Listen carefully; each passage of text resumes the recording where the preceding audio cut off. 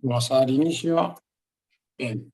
Hola Santiago, te damos la bienvenida a este nuevo conversatorio del grupo de estudio. Te invitamos a explayarte de fuerza y velocidad en el rugby. Bueno, gracias Darío. Primero comparto la presentación y me decís si se ve bien y ahí arranco. ¿Te parece? Dale, ahí te habilité para que puedas compartir. Bien. Comparto la pantalla completa, así no, por las dudas, si no hay problema. Un segundito. Dale.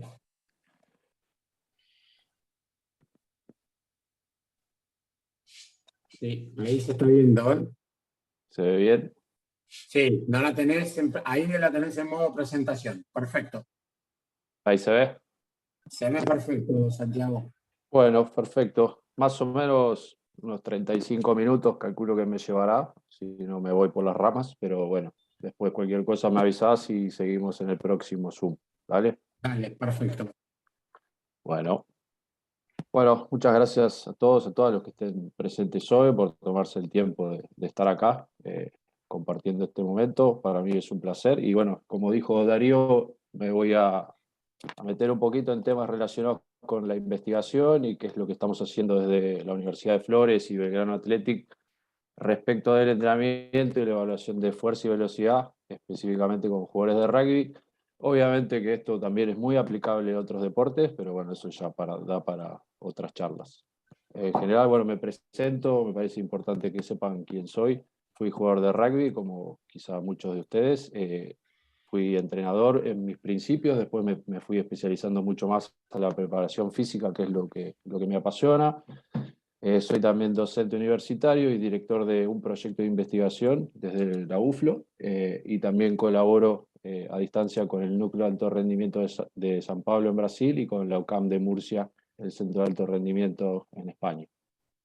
En cuanto a la formación, fui profesor y licenciado primero, ya hace muchos años, después decidí hacer una maestría en rendimiento en el exterior y después de la maestría, obviamente, decidí seguir mi línea de investigación en velocidad y fuerza y me metí a hacer un doctorado. Hice una estancia doctoral de investigación donde conocí excelentes profesionales y terminé mi doctorado en 2020.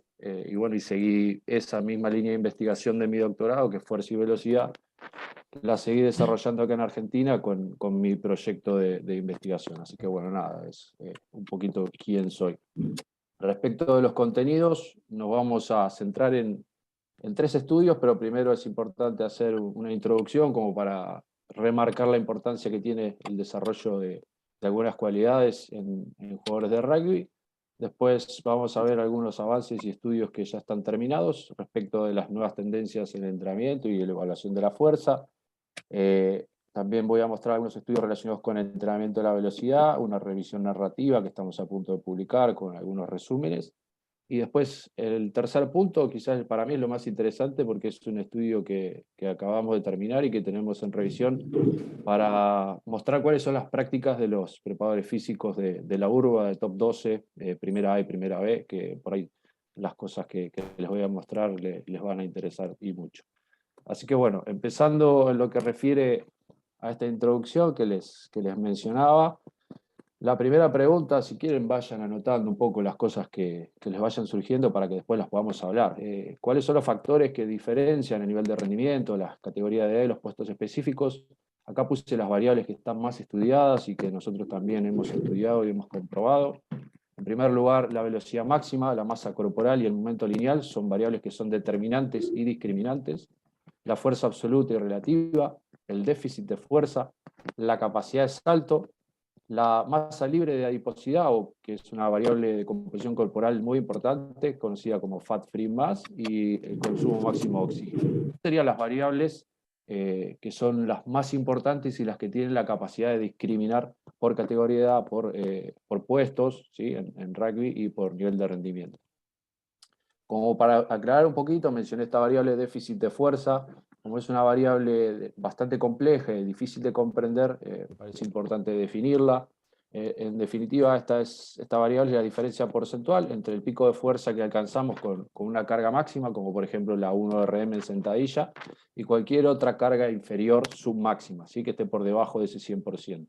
¿Qué significa? Bueno, significa que los déficits más bajos o que disminuir el déficit demuestra una mayor capacidad para utilizar de una manera más eficaz este porcentual de fuerza máxima con tareas submáximas, ¿no? Sobre todo aquellas que son del 40, el 50, el 60%, que son acciones que se realizan a más velocidad. Y respecto a la fuerza relativa, si bien es una variable por ahí un poco más conocida, también me parece importante remarcarla porque es una variable quizás mucho más importante que el propio valor de la 1RM. Describe la relación entre este valor absoluto, por ejemplo 100 kilos en una sentadilla como valor de 1RM, y un sujeto que pesa 100 kilos, la fuerza relativa ahí sería 1, ¿no? 100 sobre 100 da 1. ¿Y qué explica esto? Bueno, explica que aumentar la fuerza relativa, de alguna manera, estaría demostrando una mayor capacidad para movilizar más cantidad de kilos por kilogramo de masa corporal de un sujeto, ¿no? Y eso es en realidad lo más importante, no solamente aumentar el valor absoluto, sino lograr incrementar el valor relativo. Otras cuestiones que tienen que ver con nuestro entrenamiento y cómo entrenamos, bueno, qué importancia le damos a las acciones de alta intensidad o de velocidad máxima. Esto por ahí se los puedo ir marcando con el puntero con amarillo. Acá vemos las variables de sprint máximo y de alta intensidad, y las diferencias, ¿sí?, que hay entre forwards y backs, y después con puestos discriminados de una manera mucho más específica. En definitiva, lo que quiere decir esto es que si bien algunos recorren más o menos distancia a más o menos intensidad, estas acciones son las que están más relacionadas con los puntos de quiebra, los momentos de quiebre, o con los quiebres en el juego y con la posibilidad de marcar puntos. Entonces, la pregunta que les planteo es qué importancia les damos a estas acciones en el entrenamiento. ¿Entrenamos la velocidad máxima en todas sus fases? ¿Utilizamos los métodos adecuados o simplemente entrenamos la velocidad dentro del contexto del propio juego, desconociendo que quizá hay otros métodos que son mucho más eficientes para mejorar el rendimiento en velocidad? Es una pregunta que queda planteada. Respecto a la fuerza, hay muchas investigaciones, yo elegí esta porque me parece súper interesante, pero se estudió mucho y se determinó que la capacidad de producir fuerza rápidamente, es decir, la capacidad de mejorar, ¿sí?, la tasa de desarrollo de fuerza por unidad de tiempo, mejora la capacidad de realizar acciones que son determinantes del juego o están relacionadas, ¿no? Y estas acciones, que son las que todos conocemos, que son taclear, luchar, raquear, saltar, sprintar, cambiar de dirección, acelerar, desacelerar, todas estas acciones que hoy en día están muy puestas en juego permanentemente.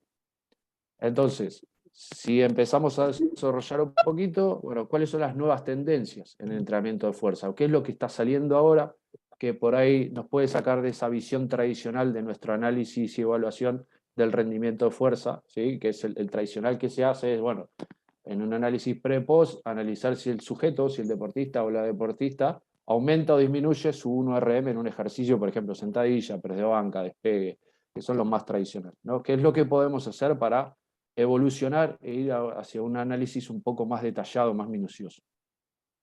Hicimos este estudio con jugadores de rugby, donde el objetivo era analizar primero las diferencias entre forwards y backs en composición corporal y rendimiento físico, y después determinar si los jugadores más rápidos, es decir, los backs, tenían diferencias también en el déficit de fuerza, ¿sí? Entonces planteamos dos hipótesis. Esta hipótesis está planteada basada en un estudio previo de Irineulo Turco, que fue el primer estudio que se publicó relacionado con el déficit de fuerza, en donde analizaron que el déficit de fuerza en los sprinters era menor que en los jugadores de rugby. ¿Y por qué?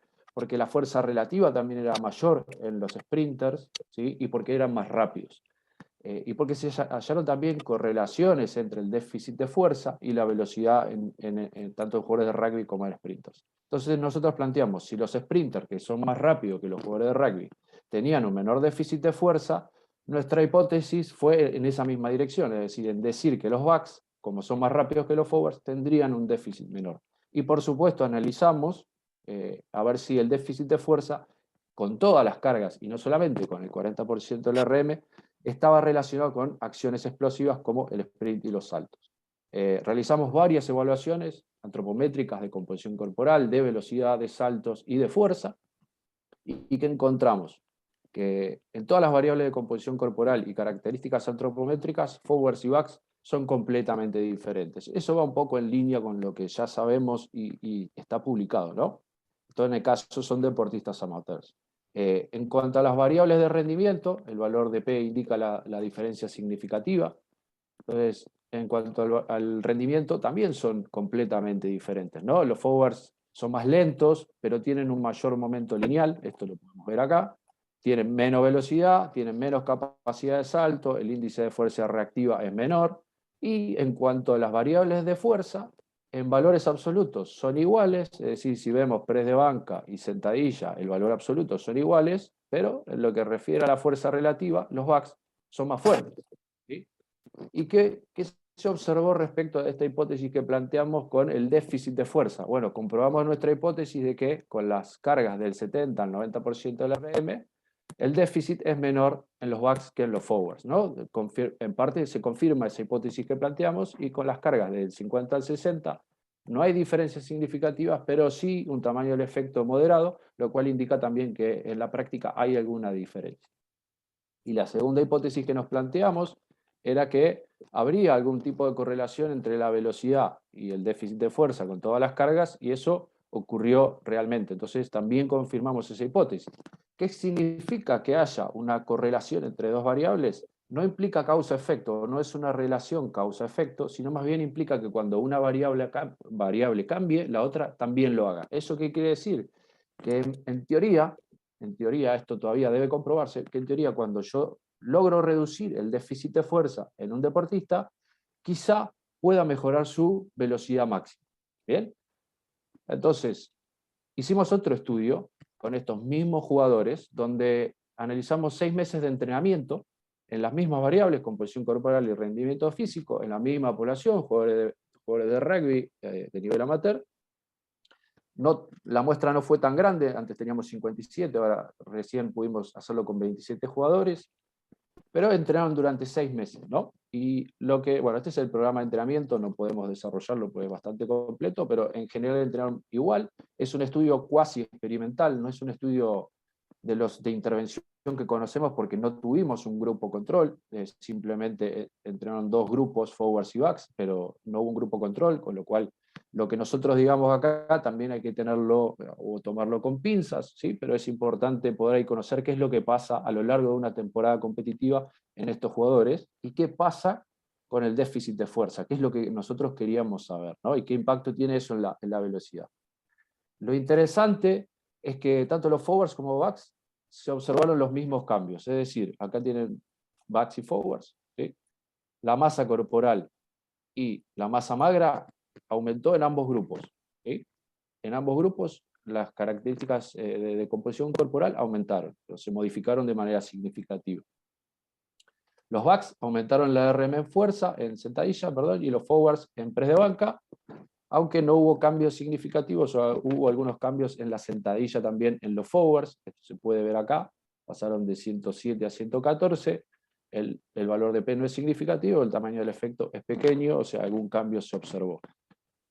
Interesantemente, obviamente, esto impactó en el rendimiento en velocidad, se disminuyó el rendimiento y de una manera muy marcada la capacidad de aceleración. Disminuyó un 15% el tiempo en 5 metros en los backs y disminuyó un 12% el tiempo en 5 metros en los forwards. Eso impactó de una manera muy marcada en todos los tramos siguientes, pero la velocidad máxima se mantuvo igual, no hubo cambios, y disminuyó el momento lineal. Eso implica que cuando un deportista disminuye su momento lineal, su capacidad para generar quiebres también disminuye. Esa es la importancia que tiene esta variable de momento lineal. ¿Qué sucedió con el déficit de fuerza? Que es por ahí lo que nosotros más queríamos saber. El déficit de fuerza no cambió en ninguno de los dos grupos. Esto se puede ver acá con todas las cargas del 40 al 90%. No hubo cambios en ninguno de los dos grupos, ni backs ni forwards. ¿Y eso qué significa? Que más allá de que los incrementos en fuerza se den realmente, esto no necesariamente se puede traducir a una mejora en la capacidad de utilizar porcentajes mayores de fuerza máxima contra cargas relativamente más ligeras. Y eso puede impactar negativamente en el rendimiento. Es decir, estos jugadores aumentaron la masa magra, aumentaron la masa corporal y aumentaron la fuerza, pero no fue suficiente para mejorar ni la capacidad de aceleración, ni la velocidad máxima, ni el momento lineal, que son en definitiva las acciones que son determinantes para el juego. Respecto de la evaluación, que también es algo que me parece importante, que es salir de este análisis tradicional que se suele hacer de, bueno, aumentó o no aumentó la RM y listo. Nosotros, yo por lo menos desde la práctica lo que hago es este tipo de análisis, donde hago un pre-post-test, cada aproximadamente 6 semanas voy testeando a los jugadores para ver su evolución. Ese es un caso real, ¿sí? de un jugador, donde analizamos en un test 1 cómo va cambiando con cada carga absoluta, estos son 40, 60, 80 kilos y así sucesivamente, qué es lo que va pasando con la velocidad media propulsiva, que en definitiva me indica que si la velocidad es mayor, la fuerza aplicada es mayor ante cada carga absoluta. En este caso, este jugador, nosotros observamos que la curva está por encima, es decir, aumentó la fuerza con todas las cargas, aumentó la RM, pasó de 169 a 181, también aumentó su fuerza relativa, a pesar de haber aumentado su masa corporal, la fuerza relativa también aumentó. No siempre estos son los casos, ¿sí? A veces se aumenta la RM, pero la fuerza relativa disminuye. Entonces, en principio lo que planteamos es que para mejorar el análisis en lo que refiere al entrenamiento de fuerza, hay que hacer un análisis un poco más profundo que indica que tenemos que hacer, bueno, analizar qué es lo que sucede con 6, 7 puntos de carga en toda la curva, ver si esos cambios son significativos o no, ver qué sucede con la masa corporal, quizá la masa magra, la fuerza relativa, y analizar a ver si el déficit de fuerza aumenta o disminuye, para ver qué impacto puede llegar a tener eso sobre la velocidad de sprint. Y a partir de ahí poder plantear nuevos objetivos. Este jugador, en este caso, cuando se analiza qué es lo que pasó con el déficit de fuerza, disminuyó el déficit de fuerza con todas las cargas. Entonces podrá quedar, cada circulito está por debajo, que es el test 2, y además, no puse esos datos porque son muchos, pero este jugador pasó de tener un tiempo de sprint de 4 segundos a 3,90, mejorando la velocidad en todas sus fases. Y eso es un cambio que no es menor, ¿no? Porque esto me estaría indicando que una disminución del déficit en toda la curva, lo que implica haber aumentado la velocidad media propulsiva en toda la curva, pudo trasladarse en este caso a la mejora del rendimiento de este jugador específicamente. Pero también hay otros estudios, que es este que yo les mencionaba, ¿sí? De lo turco, donde también analizaron lo mismo que analizamos nosotros con rugbyers y sprinters y encontraron lo mismo, ¿no? Que el déficit de fuerza se correlaciona con la velocidad en 30 metros. Entonces, si bien falta mucha investigación en ese sentido, lo que se plantea también es que, bueno, hay que empezar a ver qué es lo que pasa con el déficit de fuerza y qué impacto tiene eso en la velocidad en jugadores de rugby. Cuando hablamos del entrenamiento de la velocidad, bueno, ¿cuál es la manera adecuada de prescribir cargas? ¿Cuáles son los métodos? ¿Y qué efectos agudos, por lo menos, conocemos del incremento de la carga utilizando trineos de arrastre? Estamos haciendo una revisión que está pronto de salir publicada para poder ayudar a los preparadores físicos, a las preparadoras físicas, a comprender un poquito más sobre estos métodos que son tan importantes. ¿Cuáles son los métodos? Rápidamente, el método primario, que es el propio sprint, no requiere ningún tipo de carga, ¿sí? O de asistencia, se puede entrenar de diferentes maneras, de manera lanzada, aceleraciones, mantenimiento de la velocidad máxima, con diferentes partidas, etc. Después el resistido y el asistido. El resistido implica una carga añadida y una reducción de la velocidad del deportista, y el asistido permite al deportista alcanzar una velocidad supramaximal, ¿sí? Porque le da una asistencia y le permite alcanzar velocidades que, si no fuese por esa asistencia, no podría alcanzar. Los medios, los más conocidos, chalecos, trineos, bandas elásticas, son los más conocidos, y para el asistido lo mismo. Y después está el método terciario, que si bien no es el método donde se replican los movimientos específicos de la carrera, estos sí proporcionan un estímulo muy importante al sistema neuromuscular y permite provocar adaptaciones que son muy positivas para el rendimiento en sprint. Lo que sí hay que tener cuidado es qué métodos seleccionamos de entrenamiento de fuerza, ¿sí? Porque puede ser, y muchas veces es el caso, que entrenamos con cargas muy altas, terminamos entrenando al fallo muscular y eso termina yendo en detrimento del rendimiento en velocidad. Pasa todo lo contrario. Entonces, en ese caso, el entrenamiento de fuerza no sería un método de entrenamiento de la velocidad porque provoca el efecto opuesto al deseado. ¿Cuáles son las formas de prescripción de carga? Método absoluto, es decir, aplicarle X cantidad de kilos a un trineo, por ejemplo, y para todo un grupo de deportistas es la misma carga absoluta. Eso no tiene en cuenta, es simple, su característica principal es que es simple, pero no tiene en cuenta las características individuales de cada deportista, ni su masa corporal, ni su fuerza, ni su potencia, ni su velocidad. Opuesto a eso tenemos el método relativo, que es prescribir carga relativa a la masa corporal, es decir, agarrar un grupo de jugadores de rugby, por ejemplo, y decirle vamos a hacer 3 series de 20 metros con el 15% de la masa corporal, es decir, cada jugador tendría que ponerle X cantidad de kilos al trineo. Lo que sucede es que para cada sujeto eso provoca diferentes pérdidas de velocidad, y no tenemos tampoco en cuenta el efecto de la fricción, que cada superficie tiene una fricción diferente y provoca una carga diferente. Y finalmente hay otro método, pero vamos a ir hasta este nomás, el método por porcentaje de pérdida de velocidad, que provoca esa carga. Ahí sí yo estoy atendiendo a las individuales de cada deportista, porque cada porcentaje de la masa corporal provoca pérdida de velocidad diferentes, ¿sí? Entonces ahí sí yo estoy individualizando y entrenando para generar las adaptaciones que sean lo más parecidas posibles a las que estamos buscando. ¿Cuál es la limitación? Bueno, que requiere una evaluación de velocidad máxima previa, que lleva tiempo, suele ser costoso y hasta difícil de implementar, ¿no? Sobre todo cuando trabajamos, como nos pasa a todos en general, con grandes grupos de deportistas, ¿no? Normalmente no entrenamos 1 o 2, sino que entrenamos 20, 30, 100, eso depende, ¿no? Pero en general es la limitación más importante. Respecto a qué aplicación práctica le podemos dar, esta es una propuesta que hicimos para cómo clasificar y entrenar y seleccionar qué distancia semanal, qué volumen, qué carga, que nosotros presentamos, y donde lo más importante, quizá acá para mencionar, después si quieren le sacan una foto, lo pasamos, es que quizá las cargas más altas y las cargas máximas no debieran ser consideradas un método secundario, sino más bien terciario. ¿Por qué? Porque el deportista cuando corre con cargas que son altas o muy altas, en realidad no está sprintando, sino que más bien está marchando, está tirando de una carga, pero con una carga que hace que el tiempo de contacto sea muy alto, que si bien la fuerza aplicada es muy alta, la velocidad es muy baja. Entonces, nosotros planteamos que esas cargas no debieran ser consideradas como un método secundario, sino más bien como un método terciario, es decir, entrenamiento de fuerza, ¿no? Con una orientación horizontal, o hacia adelante, ¿no? Pero es un entrenamiento de fuerza más que de velocidad. Después hicimos 2 estudios muy similares, uno con jugadores, con jugadores de rugby amateur y con jugadores de rugby de elite.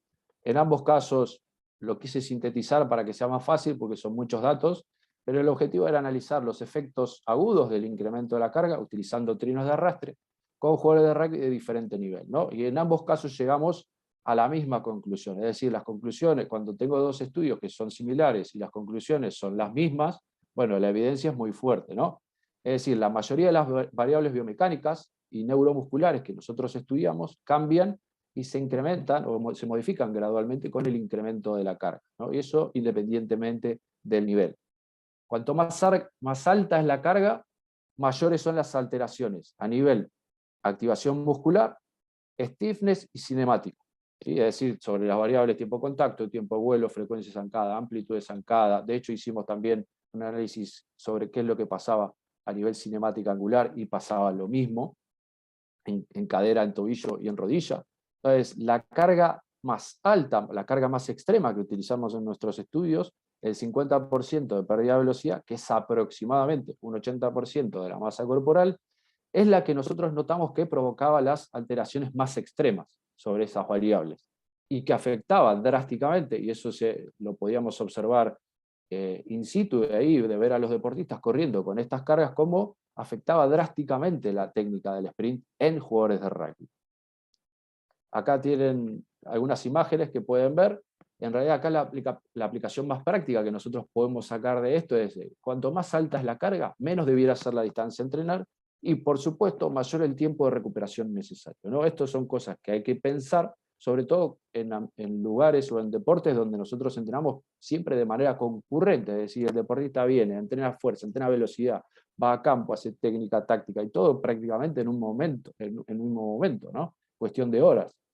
Entonces hay que tener en cuenta también la demanda energética que tienen estas cargas, el efecto metabólico que provoca el uso de estas cargas altas, el tiempo de recuperación que requieren, etc.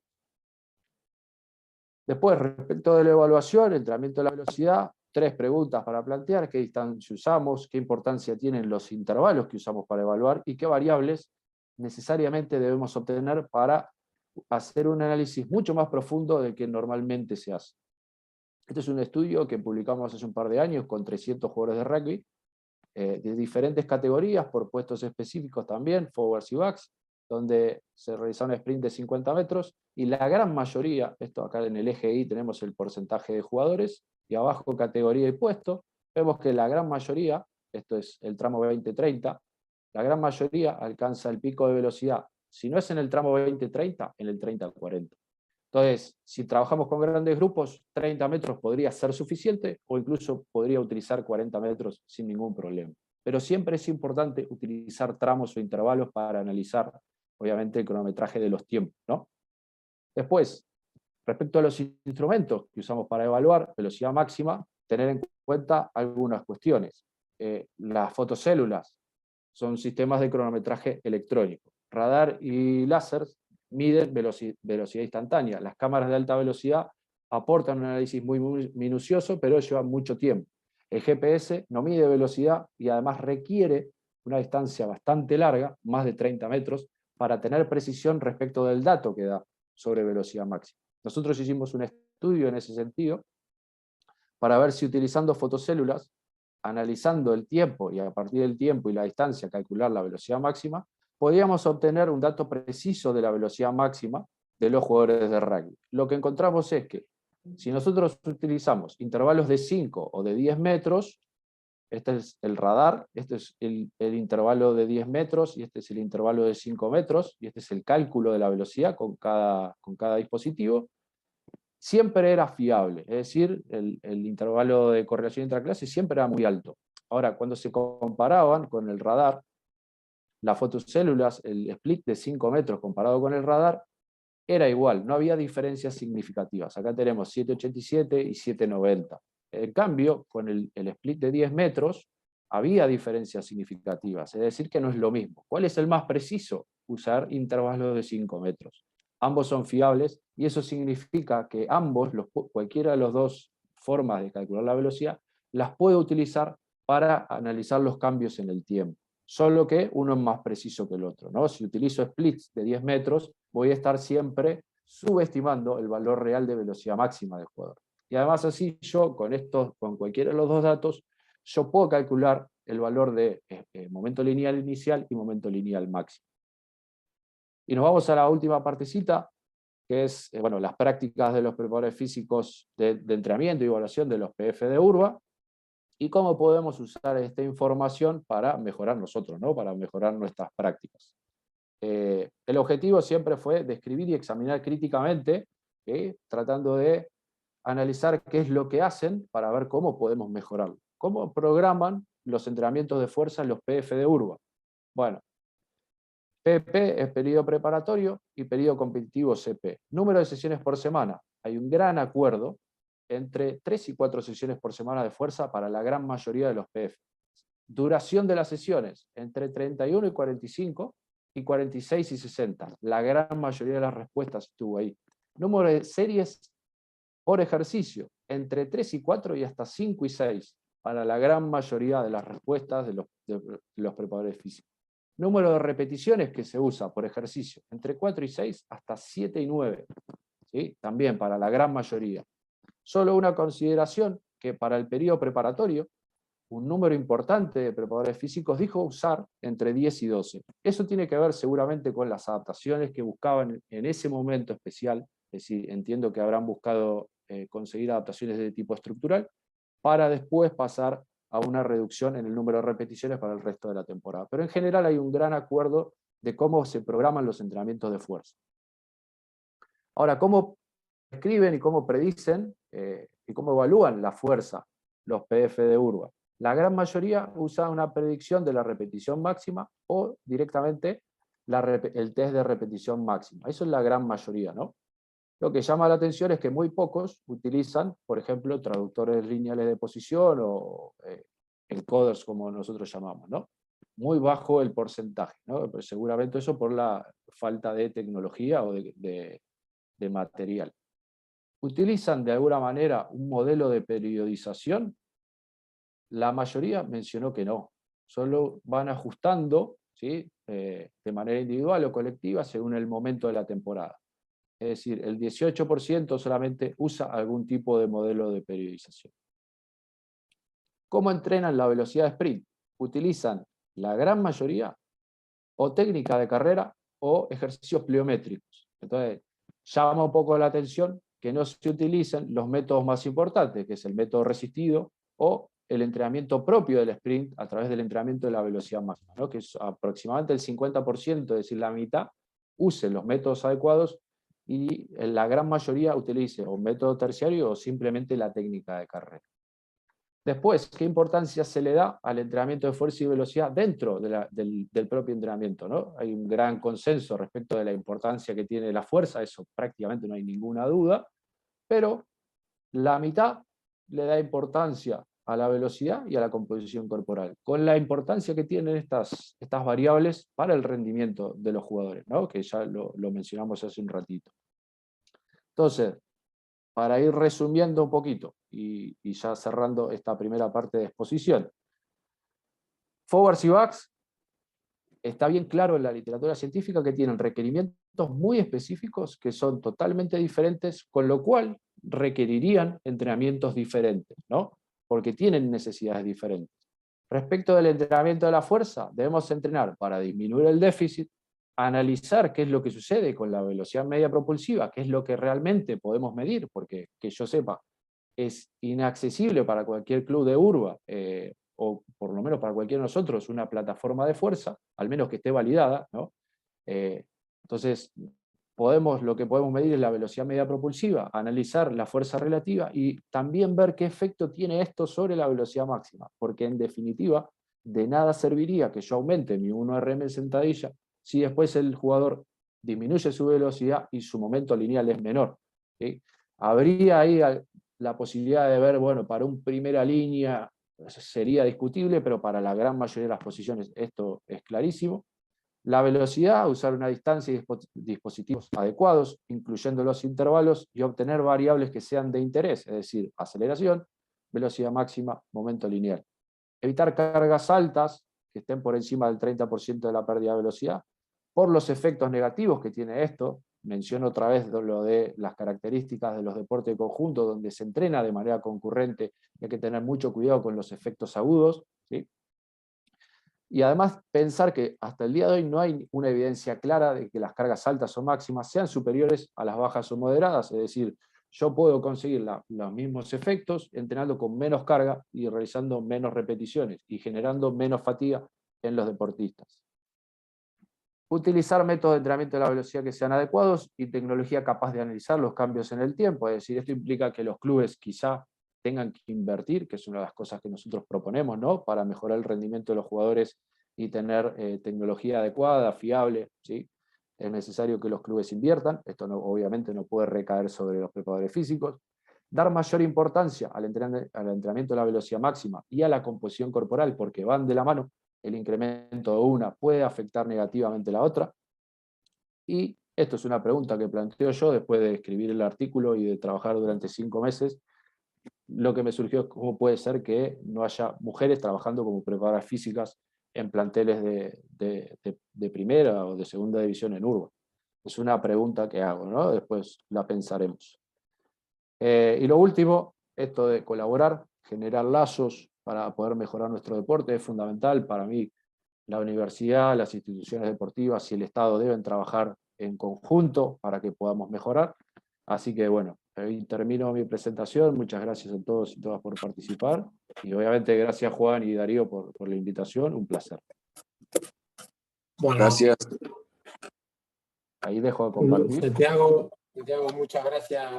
La verdad que una exposición interesante con tres temas que todos tienen relación, pero que nos permiten hacer diferentes análisis.